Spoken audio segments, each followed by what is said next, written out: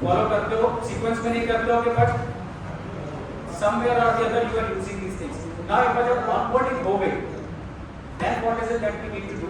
अब वो उसकी बात करते हैं. This is more about relationship based selling because channel partner में क्या है, आपका relationship based selling ज़्यादा होती है. जैसे आप सबके चैनल पार्टनर ऐसे हैं कि जो खाली आपका ही प्रोडक्ट सेल करते हैं कि मल्टीपल. अब उसके पास अगर 10 कंपनीज के ब्रांड हैं तो वो आपका ही प्रोडक्ट सेल क्यों करेगा? Why? उसमें रिलेशनशिप आ क्योंकि हम ज़्यादा फोकस उसको करेंगे हमारे प्रोडक्ट पर ज़्यादा रिलेशनशिप ज़्यादा रिलेशनशिप आती है ना. और रिलेशनशिप क्यों आती है ये समझना. और यहाँ पर मैं कस्टमर को रिप्लेस करता हूँ अपने चैनल पार्टनर से. And this holds true for as much for the customer as much for the channel partner. People buy you first before they buy from you. लोग आपको पहले खरीदते हैं उसके बाद आपसे खरीदते हैं.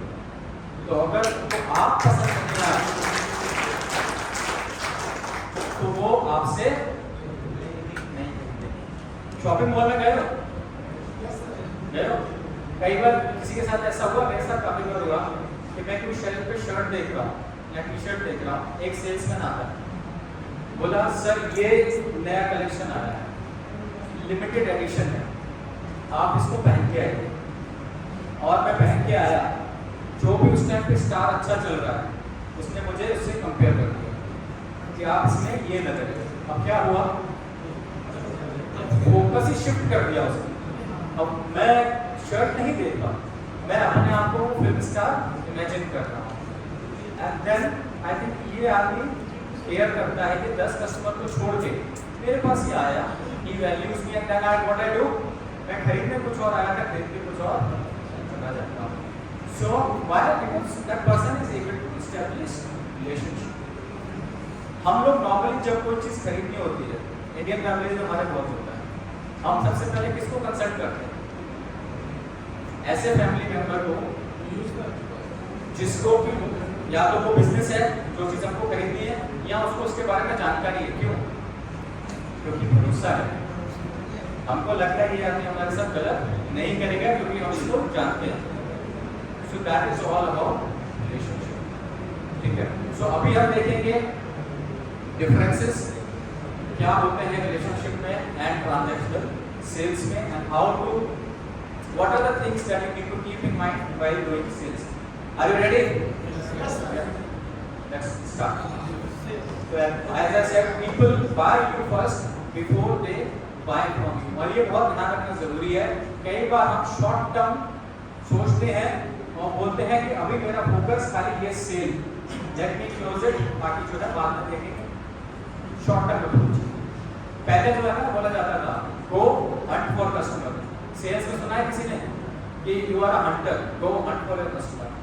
आज की डेट में it's no longer available. Now it's more about farming.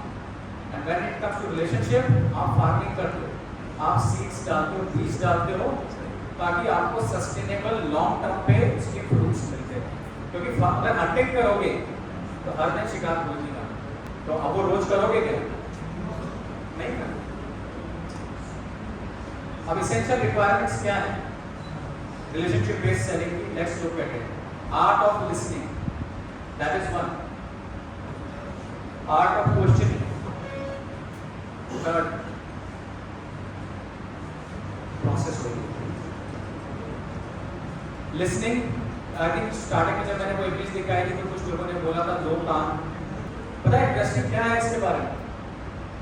जानते सब है कि कितनी इम्पोर्टेंट है, लेकिन फॉलो बहुत कम करते हैं. फॉलो बहुत कम लोग करते हैं. Would you agree? मोस्टली हम क्या करते हैं? Whenever it comes to our interaction, हम 2 चीजें करते हैं. या तो खाली सुनते हैं, which is hearing, समझते नहीं हैं, या समझते हैं तो दिमाग में हमारे रिप्लाई रेडी हो रहा होता है कि इसके बाद मुझे क्या बोलना. What it happens is कि इसकी वजह से हम सामने वाले को ठीक से समझ ही नहीं पाते. और मैंने बोला कि हमारा सेल्स में काम क्या है? कस्टमर की प्रॉब्लम का सॉल्यूशन देना. तो प्रॉब्लम समझने के लिए ये बहुत जरूरी है. सुनोगे नहीं अपनी ही बोलते रहोगे तो उसका आप पेन आइडेंटिफाई कर नहीं पाओगे। देखो सिंपल है, अगर सेल्स को करना होना, करना क्या है, कस्टमर का पेन पॉइंट, आपका प्रोडक्ट, अब बीच में बनाना है आपको सेल्स ब्रिज। आपका प्रोडक्ट उसके पेन को कितना बेहतर तरीके से सॉल्व कर सकता है, दैट विल डिसाइड कि कितना अच्छी तरह से और कितनी आप सेल्स कर सकते हो। बट अगर आप उसको सुनोगे ही नहीं तो आप क्या सोचोगे, assumption में जाओगे कि सर मेरा प्रोडक्ट अच्छा है, ये कर लेगा, वो कर लेगा, ये कर लेगा। Not matter. Consider yourself as a good listener, doctor. Good listener. Listener तो बनना ही है, लिसनर तो है ही, लिसनर को प्रैक्टिस करना है। लिसनर कैसे, डॉक्टर के पास जाते हैं, क्या करता है, जाते बैठे बुखार ये लो मेडिसिन करता है क्या कोई doctor? What do they do?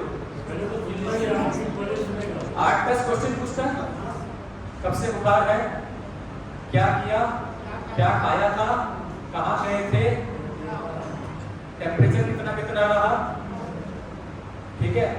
और उसके बाद आपके अंदर से भी जो भरा हुआ होता है वो भी निकलता है कि सर मैंने ये भी ले लिया, वो भी ले लिया, फिर भी काम नहीं किया और अब होता क्या है, वो क्वेश्चन पूछ रहा है आपसे, आइडेंटिफाई कर रहा है प्रॉब्लम को, और हो सकता है बोली वो फिर भी वही दे जो पहले दी। पॉसिबल कि वो उसके पास जो उसको लेटेस्ट एमआर आया जो बता के गया कि सर ये मेडिसिन रिकमेंड करनी है, वो करेगा, आपको फिर भी कोई रिकमेंड करना। व्हाट हैपेंस इज कि इस प्रोसेस में ना ट्रस्ट कि आपको वो कुछ जो बेचना चाहता है वो नहीं बेच रहा है, जो आपको चाहिए वो दे रहा है। और डॉक्टर्स जो है ना नॉर्मली अच्छे लिसनर्स होते हैं, और जो लिसनर्स अच्छे नहीं होते हैं उनके पास हम दोबारा जाना पसंद नहीं करते। तो एग्जाम्पल, एक छोटा सा एग्जाम्पल बताऊं। कुछ साल पहले क्या था, मैं कलकत्ता में बेचता हूँ, मेरी मॉम आई मेरे से मिलने के लिए, उनको बुखार लगा। एक रेगुलर डॉक्टर था जिसको हम दिखाते थे, वो था, तो मैं पास के हॉस्पिटल में लेके चला गया, उसी तरह ले गए हमको इमरजेंसी बुखार के। वहाँ जाते ही शायद थोड़ा बहुत देखा होगा, और मुझे उन्होंने 15 टेस्ट लिख के दिए कि ये करा। मैं घबरा गया, मैंने कहा बुखार के लिए 15 टेस्ट क्यों कर रहे हैं? मैंने कहा ठीक है, let me get back to you. वो 15 से 5 टेस्ट किया, ठीक है। वो बोले सर ठीक है, ये 5 सेक्शन है, ये आप करवा दीजिए। अब एज ए कस्टमर, मैं पेशेंट हूँ, कस्टमर हूँ, मेरा क्या लगेगा कि ये आदमी मेरे को बेवकूफ बनाने के लिए बैठे हुए हैं। मैं एक दिन रुक गया, उनको क्वेश्चन दे दी, और दूसरे दिन अपने फैमिली डॉक्टर के पास हॉस्पिटल्स में होता है ऐसा। हाँ, what they try to do, test करना चाहते हैं, प्रॉफिट पे फोकस करना है। So what I am trying to say कि when you are doing sales, keep yourself in that place कि जब आप अपना माल बेचने की गड़बड़ी में आगे बढ़ रहे हो, सुन नहीं रहे हो सामने वाले की, then what are you doing, you will lose your trust, right.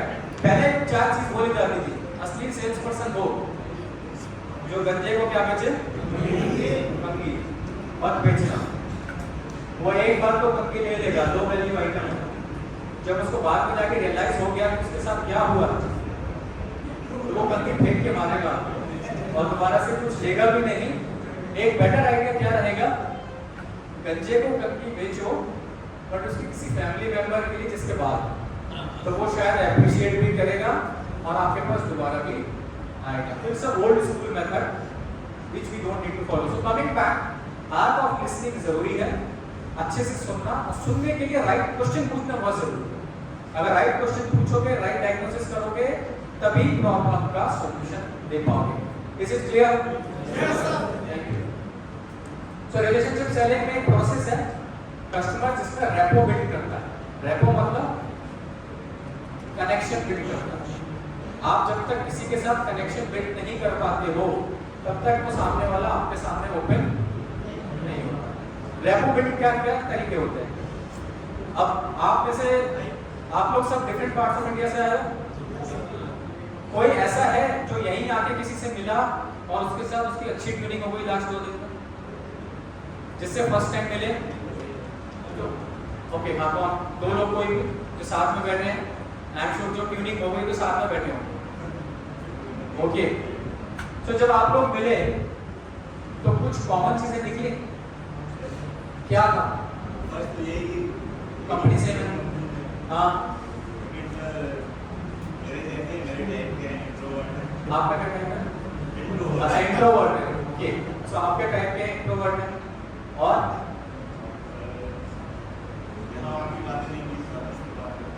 Direct to the point बात करते हैं, ओके। और कोई? Okay thank you. और कोई? हाँ अब बजाओ ताली, बिल्कुल बजाओ। नो नेगेटिव मार्किंग और पैसे भी नहीं लगता। हाँ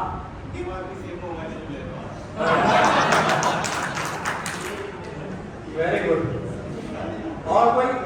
हाँ आपका तो पता है किसके साथ कनेक्शन है? हाँ सेम नेम है आपका, सेम स्टेट भी है, very good, fantastic, thank you. Now इससे क्या समझ में आता है? We like people who are like us, हम कॉमनलिटीज ढूंढते हैं। तो रैपो बिल्डिंग में आपको कुछ ना कुछ कॉमन ढूंढ के कनेक्शन बिठाना है। अब कहीं वो सेम नेम हो सकता है, कहीं सेम पर्सनैलिटी हो सकती है, सेम मोबाइल हो सकता है, सेम स्टेट हो सकता है। नॉर्मली हम जब किसी अनजान आदमी से मिलते हैं तो पूछते हैं ना कि आप कहाँ से? मैंने इंडियंस के अंदर सबसे ज्यादा प्यार मोहब्बत देखी जब इंडिया के बाहर थे।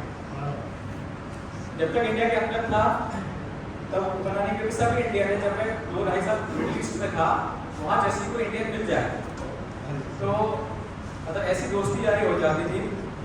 और उसमें अगर वो सेम स्टेट पे निकल आए और वो केरलाइज हो गए फिर तो आप उनको अलग ही नहीं कर सकते। पाकिस्तानी में मिल जाए तो पाकिस्तानी भी मिल जाए तो भी। So why? Because there is a commonality. तो रैपो बिल्डिंग में जो आती है ना, वी टॉक अबाउट कनेक्शन। तो आपको जब इनिशियली चैनल पार्टनर से मिल रहे हो या कस्टमर से भी मिल रहे हो, you have to find connections, build rapport.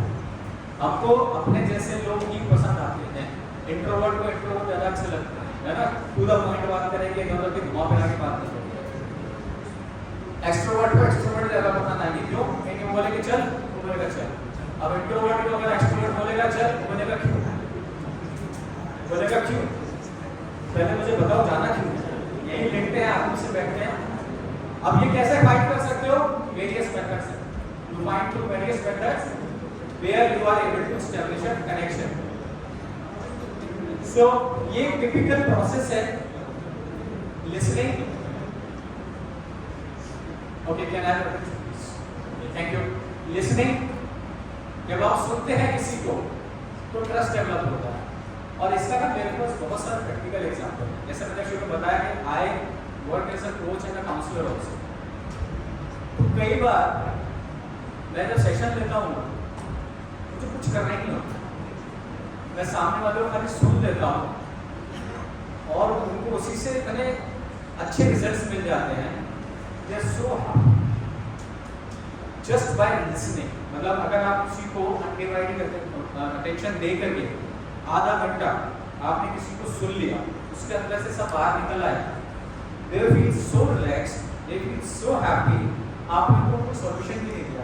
And to be true, कई बार मुझे कुछ करना ही नहीं पड़ता, वो खुद ही बोलते हैं, खुद ही आंसर देते हैं। So when you listen you develop trust, भरोसा बनता है। इसने जो सर अच्छा लिसनर होगा वही आने वाले टाइम में अच्छा स्पीकर बनेगा, इसलिए अच्छा लिसनर होना सबसे पहले जरूरी है। Absolutely true. और ये कुछ इसी तरीके से है कि आप अगर अच्छा लिखना चाहते हो तो आपको अच्छा पढ़ना भी आना चाहिए, क्योंकि जब आप उतना कंज्यूम करोगे वो ही कहीं ना कहीं एसिमिलेट होके निकलेगा आपके राइटिंग में। तो जब आप अच्छा सुनोगे तो वही आप बोल भी पाओगे। सो लिसनिंग से ट्रस्ट डेवलप हुआ। जब आपका ट्रस्ट डेवलप हो गया, रेपो बनता है, जो हम बोल रहे हैं रेपो। और जब रेपो बन गया तो सामने वाला अपना दर्द खुल के शेयर करता है। और जहां दर्द मालूम पड़ा फिर वो आपके लिए फुल टॉस डिलीवरी है 6 मार्क, ठीक है? और यही मेन है। अब उसका क्या दर्द है, कैसे? आपके एग्जांपल देता हूँ। हो सकता है कि किसी ब्रांड्स के साथ ऑलरेडी काम कर रहा हो, फर्स्ट टाइम जाओगे वो उनके नाम लेगा, बोलेगा मैं इसके साथ करता हूँ, इसके साथ करता हूँ, उनके ये लेआउट अच्छा है, वो अच्छा है। जब ये स्टेप आपने कंप्लीट किया, हो सकता है एक सेटिंग में हो सकता है मल्टीपल सेटिंग में हो, तो निकल के आएगा कि उसको वहां से क्यों दर्द है। क्योंकि अगर कोई दर्द नहीं होता तो वो आपको हो सकता है सामने बैठने की नहीं देता। अगर वो इतना ही खुश होता तो शायद नहीं बोलता। तो वो आपको बताएगा कि वहाँ सर्विस का इशू है, पेमेंट का इशू है या क्या इशूज है, और जहाँ आपको वो मालूम पड़ा वहाँ आप अपना प्रोडक्ट प्लग इन कर सकते हो। ठीक है, जैसा बताया ना बैंकिंग का था, पर्सनल एग्जांपल एक और शेयर करता हूँ। मैं गया नई सिटी में, मेरी पोस्ट में कैलकाटा में, मुझे प्रोडक्ट नहीं पता था, जिस प्रोडक्ट में मुझे डाला गया मुझे सिटी भी पता नहीं, और मुझे छोड़ दिया और कोई ट्रेनिंग भी नहीं, बोले जाओ टारगेट करो। तब जब मैं मार्केट में घूमना शुरू किया और मैं था हाउसिंग लोन, तो लोन्स बेचता था, तो लोगों को घर बनाने के लिए, तो हमारे जो चैनल्स होते थे वो होते थे डेवलपर्स। तो जब डेवलपर्स के पास में गया, पहले तो सबने ऐसे बनाया, फिर बाद में हमको समझ में आया कि उनके क्या दर्द थे जो मेरे जैसे लोगों ने क्रिएट किए हुए थे, और उनको सर्विस के थ्रू कैसे एड्रेस किया जा सकता है। उसने ही मुझे मदद किया सेल्स। पहली बार में सब बताएंगे, जैसे होता है ना फेसबुक पे, अगर आप दुनिया देखो तो बिल्कुल हसीन है, वो फेसबुक पे इंस्टाग्राम पे सारी दुनिया हसीन है, रंगीन है, सब खुश है, चारों तरफ अमन चैन है। अब वो फेसबुक वाले पर्सन को आप जब पर्सनली मिलते हो तो क्या है, दर्द नहीं दर्द, दर्द नहीं दर्द। सो क्लियर है what I was trying to tell you, ये आइडेंटिफाई करना जरूरी है सेल्स करने के लिए। सो ट्रांजैक्शनल सेल्स और रिलेशनशिप सेल्स में कुछ की पॉइंट्स हैं, क्विकली देख लो। शॉर्ट टर्म है ट्रांजैक्शनल, ट्रांजैक्शन मतलब मेरा फोकस क्या है, अभी जो मैं सेल कर रहा हूं बस उसके ऊपर, मेरा अभी प्रोडक्ट मिले, अभी मुझे ऑर्डर मिल जाए, that is what my focus. Relationship में आपको लॉन्ग टर्म मिलता है। और प्रोडक्ट एंड प्राइस, ये प्राइस एंड प्रोडक्ट पे करते हैं जिसपे कि हम खाली कस्टमर को बोलते हैं आपको डिस्काउंट दे रहे हैं, ये इतना कम कर दे रहे हैं, यानी कि अभी की सेल में। यहाँ जो रिलेशनशिप होती है वो नीड बेस्ड होती है, नीड समझ में आती है कस्टमर के पेन पॉइंट से, जब वहाँ आ गए तो लॉन्ग टर्म। ये प्रोफेशनल है, ये फ्रेंडली है, ये प्रोफेशनल है, सेल खत्म, किस्सा खत्म। यहाँ जो है फ्रेंडली है, यानी उसके साथ जब धंधा नहीं भी हो रहा है आप रिलेशनशिप बनाए रखें। हो सकता है पर्सनल लेवल पे भी उसके साथ आपकी बॉन्डिंग चालू हो गई। ये सेल्फ इंटरेस्ट, मेरा टारगेट, मेरे नंबर, मेरी ट्रिप, मेरा कॉन्टेस्ट, उसको भी कुछ फायदा होना चाहिए। Stay in touch, keep inform. आपकी कुछ नई पॉलिसी आई, प्राइसिंग स्ट्रक्चर में चेंज हुए, कुछ कंपनी में डेवलपमेंट हुआ, प्रोएक्टिवली बता रहे हैं कि नहीं बता रहे हैं, that's what it is. Understand the person in the process, ये खाली प्रोसेस ड्रिवन है, ये पर्सन पे फोकस है, एंड देन कॉन्फ्लिक्ट रिजॉल्व करना है और रिजल्ट्स भी इवैल्यूएट करना। क्लियर है? सो अगर तो यहाँ जाता हो तो शॉर्ट टर्म प्लान के लिए तो ऐसे हो गए जैसे आप मॉल में गए थे और उसने आपको शायद दिखाया, एक बार उसने देखा तो अब उस केस में खाली ये है कि अगर मैं दोबारा शायद मॉल में जाऊं तो हो सकता है मैं एक और स्टोर को देखने की कोशिश करूं, that's the only thing. But as you rightly said, वो ट्रांजैक्शनल सेल्स ही है, मैं हर दूसरे तीसरे दिन या हर महीने शायद खरीदने नहीं जाऊंगा। यहाँ जो है आपको जो आप चैनल बिजनेस में है, then it's a repeat thing. Channel business का सबसे अच्छा जो एडवांटेज है वो यही है कि उसमें आप प्रेडिक्टेबिलिटी सेट कर सकते हो, रिकरिंग बिजनेस आता है, कोई और आपके माल बेचे। यस और नो? डायरेक्ट सेल्स में क्या रहता है, आपको हर बार कस्टमर ढूंढना है, आपको चैनल सेल्स में क्या करना है, चैनल सेट कर दिए, then they do the business for you, और आपको रिलेशनशिप मेंटेन